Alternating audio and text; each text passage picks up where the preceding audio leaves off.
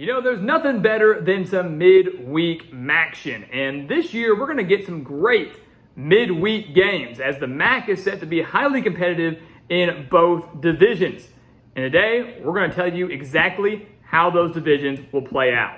So welcome back to the Gridiron Expert, guys. We're so glad that you could join us today, ready to share our MAC football predictions, our final Group of 5 conference to wrap up this prediction season. As always, please continue to like, comment, subscribe, share our videos, and check out everything down in the description below, including our expert picks over on our website, thegridironexpert.com. Again, if you want some of the best college football NFL spread picks in the country, this is the place for you, and you're going to get them for one of the lowest prices in the country. Guys, we have beat out over 80% of the national handicappers each of the last 5 years. We can guarantee that we'll do that again this year. We can guarantee you'll leave with a winning record, guarantee we'll leave with money right back in your pocket, and guarantee that you'll get the best customer service that any handicapper in the country can give you. Only right here at the Gridiron Expert. So check it out. The link for that down in the description below, as well as our Patreon account for exclusive college football content year-round, and our mailing address. Send us some gear to the mailing address down in the description below. We'd love to get some MAC gear in our background. Want to represent as many teams as possible in every single video. So Toledo, NIU, Ohio, Miami, Ohio, whoever your team may be, send us some gear to that mailing address and we'll represent them in every single Gridiron Expert video. So let's go ahead and do it. The last little bit of this prediction season. Kind of crazy that's coming to an end. Let's pull up that MAC graphic. And here we go, starting over in the West Division. I'm telling you guys, I think there's an argument to be made that Toledo is the best team in the MAC as of right now. Does that mean they're going to win the MAC championship? Well, that remains to be seen. But we do have them winning the West. They are the reigning MAC champions, and they're loaded with a lot of talent. 16 starters are back, led by a very talented mobile quarterback in DeQuan Finn. 32 total touchdowns that last year, over 600 rushing yards. You look at everything. Their top 2 wide receivers are back. Their defense is loaded, not just up front, but in the secondary, one that allowed just 183 passing yards per game in that secondary. Maybe one of the better secondaries in the country, but people aren't talking nearly enough about it. So Toledo, again, is loaded from top to bottom, both sides of the ball. A team that knows how to win, knows what it takes to win a championship. We've got them going in at 9-3, 6-2. Would not be shocked at all to see Toledo get to 10-2 overall, maybe even 7-1 in conference play. But I think they're going to slip up at least once. I think they get upset once. They will lose in the non-conference, I believe, at Illinois. But this is a Toledo team, guys, that if they can run the table, if they can find a way to maybe go 11-1, 12-0, which is not entirely out of the question, they could find themselves flirting with a New Year's Six bowl berth. I mean, that's how good I believe this Rockets team is. So Toledo, 9-3, 6-2. Right behind them, Northern Illinois in at 7-5, 5-3 in conference play. You know, it's kind of funny. This is a team that won the MAC back in 2021 and then followed that up with a 3-9 season in 2022. But you look at the Huskies last year, this was a team that was riddled with injuries, and a team that was a lot better than their 3-9 record shows. They had 4 one-possession losses, so easily could have been a 6-7 win team. Huskies just couldn't get over the hump, but now they have 8 starters back on offense, led by their quarterback, Rocky Lombardi, who hopefully will remain fully healthy. The defense was riddled by injuries last year, as we mentioned. 7 starters back on that side of the ball, though. Should be a lot better across the board if you're a Northern Illinois fan. They do have interesting games at Boston College, at Nebraska, at Toledo. They draw Ohio out of the East, which is not ideal. It'd be great if they could have drawn someone like Kent State or Akron. But, the schedule not easy for Northern Illinois by any means, but should have enough to get back to the postseason and clinch a winning record regardless. And again, they're one upset away, maybe one Toledo slip-up away in our eyes, from maybe even winning the MAC West. So watch out for the Huskies this year. Take a look at Eastern Michigan, 7-5, 4-4. The Eagles coming off their first 9-win season since 1987. Chris Creighton doing a phenomenal job with this program, entering his 10th year with Eastern Michigan. This is a team that's going to be phenomenal on the ground. Samson Evans rushed for over 1,100 yards and 15 touchdowns last year. The Eagles arguably have the best running back core in the MAC this season. 7 starters back on defense after allowing just 377 yards per game, which in all things considered is not that bad. They go to Northern Illinois, to Toledo, to Buffalo, and then a non-conference game at Minnesota. So a lot of difficult road games for Eastern Michigan, but if they can defend their home field, and we believe that they will, they should find themselves back in the postseason and clinching yet another winning season, which is a pretty unbelievable job considering the struggles and just horrendous football that Eastern Michigan endured for like 3 or 4 decades. You take a look at Ball State, 6-6, 4-4. This may come as a shock to some that we've got the Cardinals in the postseason. But look, this is a Ball State team that last year, guys, was beating Miami, Ohio 14-3 at halftime. Lost that game. Had they won that game, they would have gone bowling. Fell short in that. Also had 4 one-possession losses. So Ball State had their chances to go to the postseason. Couldn't come through. But now, we think they do. We think they break through under Coach Mike New. You take a look at them. 14 starters are back. Lane Hatcher, the former Arkansas State and Texas State quarterback, transfers in. Arguably a quarterback upgrade for Ball State. Marquez Cooper transfers in after rushing for over 1,300 yards at Kent State last year. 3 of their top 4 tacklers return. This Ball State team is not nearly as bad as people think. There's actually a lot of good talent. And again, 4 one-possession losses last year. They win one of those, they go bowling. I think they finally get over the hump. They can win one of those this year. The Cardinals will be back in the postseason. They'll get to 6-6, although they're going to have a rough start. Back-to-back road games against Kentucky and Georgia to start the year. Back-to-back games against SEC opponents. The conference schedule, though, settles down, and they will go 6-6.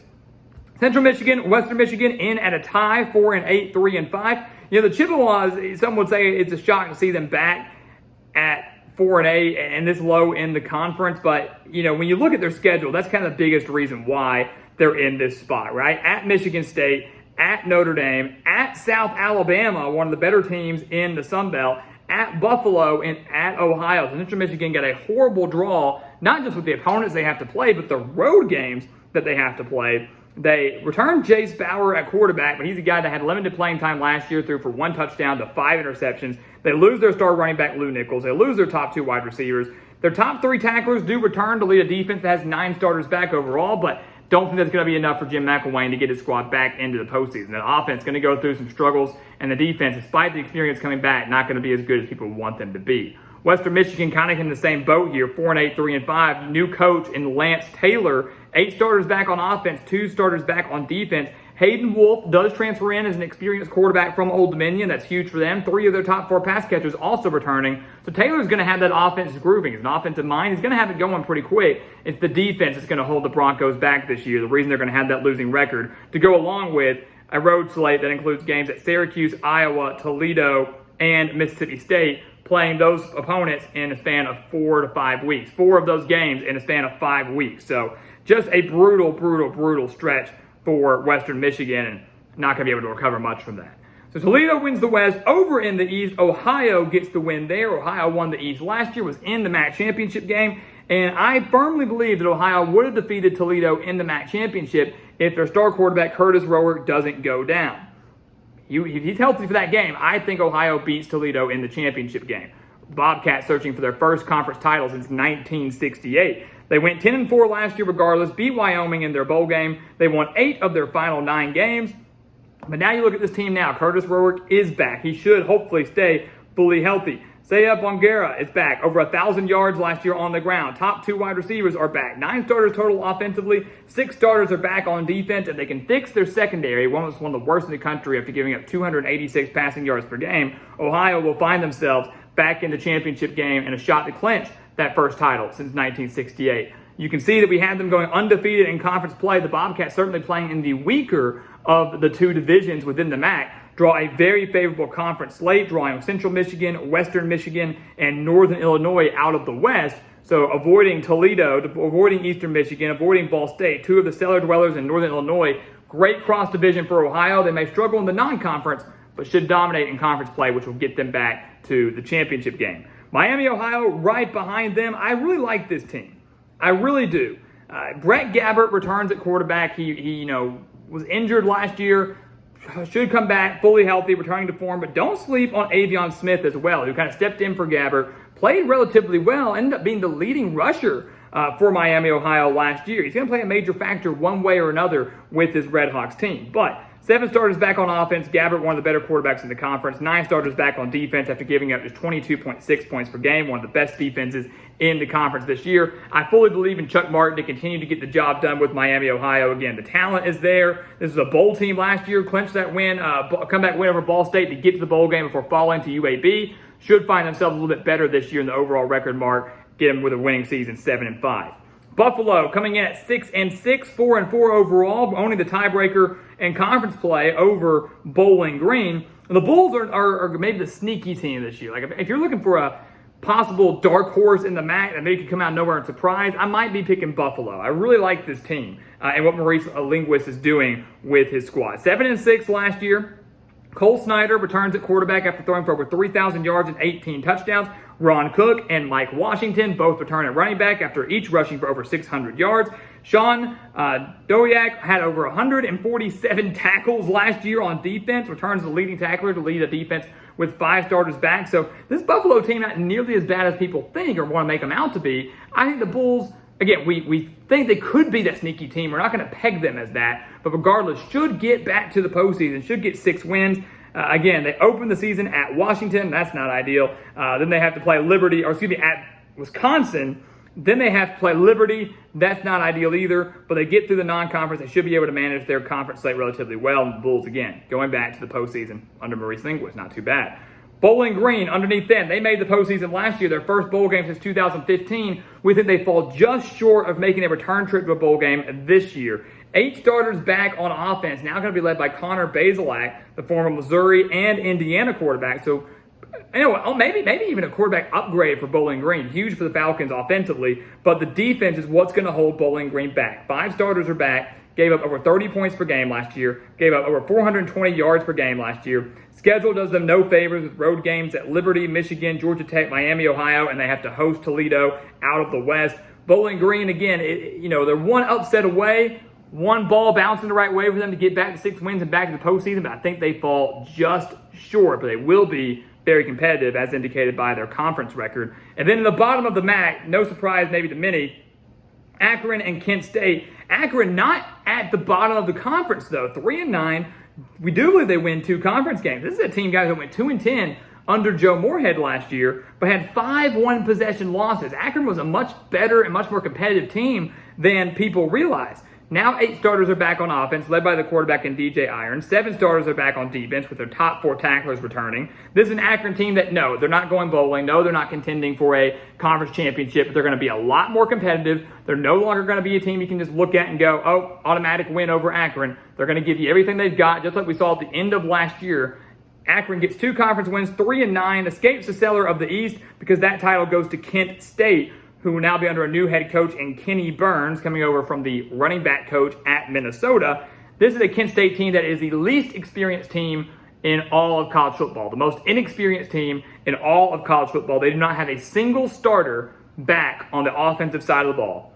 So a new coach bringing in new schemes with no returning talent from last year whatsoever. Only 4 starters are back on defense. Kent State going to be in for a rough year, guys. Growing pains for sure for the Golden Flashes. 1-11, winless in conference play. And with that, guys, it brings us to the MAC championship game where we have a rematch, Toledo versus Ohio. What happened last year, Toledo winning that game 17-7, a low-scoring defensive battle. Both teams this year are going to have solid defenses, and I actually give that edge to Toledo. I believe the Rockets own the defensive edge.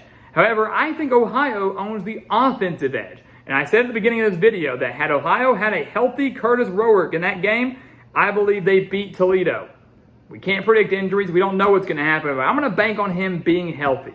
And if Curtis Rourke is healthy for Ohio, then the Bobcats will beat Toledo in the MAC championship game. And the Ohio Bobcats will win the MAC for the first time since 1968. Clinch another 10-win season and will ride into the sunset, into the postseason as MAC champions. It's going to be an unbelievable story, going to be an unbelievable moment, unbelievable game, but Ohio gets their revenge over the Rockets and finally gets that conference title that has eluded them for so many years. So there you have it, guys. Those are your MAC predictions heading into the season, and that wraps it up. That wraps up prediction season here at the Gridiron Expert. Guys, a week from today, we're going to be talking about week 0. A week from today, we're going to be 1 day away from the start of college football season. Here in just a few days, though, on Monday, we will be kicking off the college football season officially here at the Gridiron Expert, where we're getting you started with the week 0 coverage, breaking down everything you need to know for next week's games, and really kicking off our in-season coverage and in-season analysis. You do not want to miss it. It's been a heck of a run through prediction season, but now the fun is truly ready to begin. So as always, guys, we want to thank you so much for all of your support. Please continue to like, to comment, to subscribe, share the videos. Check out everything down in the description below, including the expert picks, over on our website, thegridironexpert.com, or check out our Patreon account for exclusive college football content year-round, and check out our mailing address. We'd love to get some of these MAC teams represented in our background. We've got a lot of space for helmets over here. Check it out. Send us some gear, again, to that mailing address down in the description below. And once again, guys, as always, thank you so much for watching, and we'll see you next time right here on The Gridiron Expert. Yeah.